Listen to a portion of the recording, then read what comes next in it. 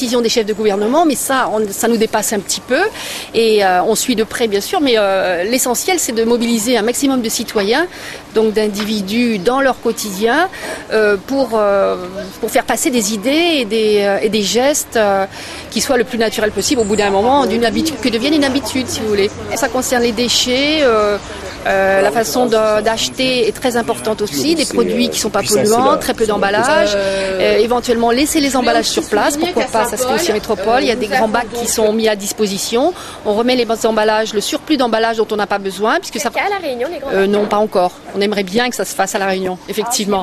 Donc on les appelle, on fait un appel en fait aux chefs d'entreprise pour qu'ils prévoient ce genre avec l'ADEME, je pense que c'est possible à mettre en place. La consommation de viande, paraît-il. Alors la consommation de viande, effectivement, c'est l'élevage au niveau mondial. Je ne parle pas de la Réunion précisément, mais au niveau mondial, les émissions de gaz à effet de serre sont très importantes à cause de l'élevage. Donc on a pris l'habitude depuis quelques années, disons, d'augmenter notre consommation de viande, alors qu'auparavant on ne mangeait pas autant de viande et on se portait aussi bien. Donc l'action qui pourrait être mise en place à un niveau individuel, c'est de manger de la viande seulement 2-3 fois par semaine. Donc éviter d'en manger tous les jours et même quelquefois 2 fois par jour, parce que d'une part c'est pas bon pour la santé, et puis ensuite on préserve un peu l'environnement aussi si on mange moins de viande. Maintenant il y a oui.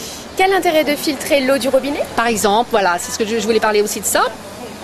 L'eau en bouteille, bon, on a pris l'habitude parce qu'on a peur des bactéries, etc., des gastro-entérites.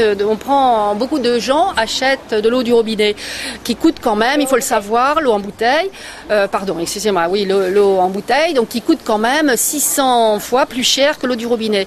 Il se trouve que l'eau du robinet est de très bonne qualité et quand elle est filtrée, elle est tout aussi bonne, si vous voulez, au goût, que l'eau en bouteille. Donc voilà, inciter les gens à boire de l'eau du robinet, ce qui fera moins de consommation, moins d'emballage de bouteilles et moins de recyclage après, donc encombrement minime, donc inférieur des poubelles.